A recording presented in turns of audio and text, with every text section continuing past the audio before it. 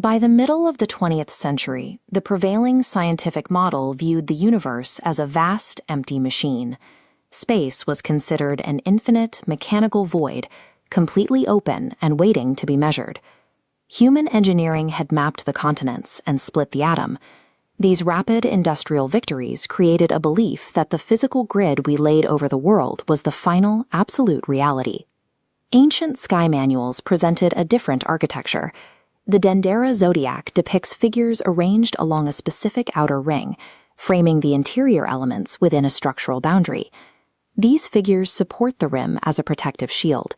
In this model, the cosmic egg acts as a required filter, stepping down infinite cosmic signals so biological beings can survive inside. The modern military machine eventually tested these limits. In the 1940s and 1960s, naval armadas and atmospheric rockets were launched through Operations Highjump and Operation Fishbowl. These expeditions reached the edge of our physical measurements, the point where our technical tools begin to encounter the system's translation layer.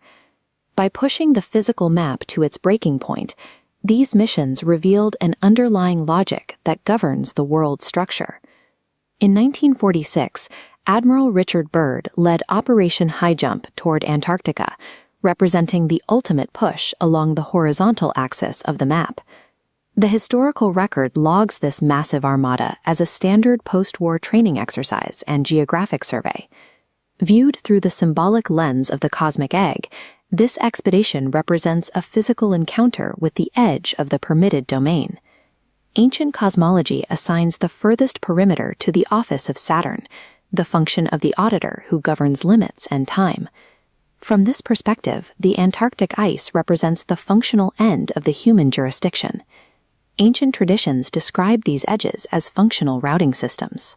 A flat trajectory moving outward eventually encounters the logic of the system, which enforces a stop.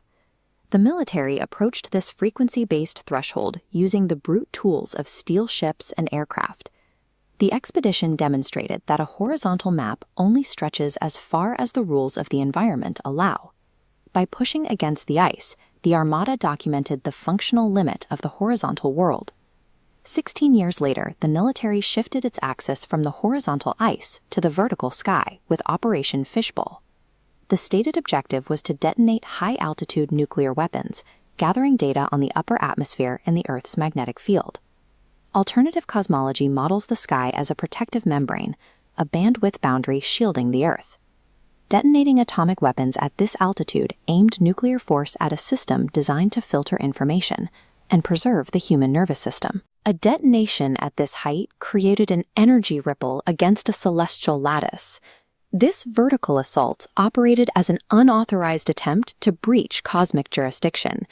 It was a kinetic strike against the translation layer. The firmament responds to unauthorized breaches by acting as a hard cap, defining how far physical technology can penetrate the architecture of consciousness. By pointing weapons upward, humanity unintentionally demonstrated that the sky behaves as an active defensive interface. The finding of both the X and Y axis expeditions was the same. The military found no new physical land and shattered no literal glass dome. They encountered a reality described in ancient sky manuals, where instrumental maps dissolve into chaotic noise at the perimeter of the domain.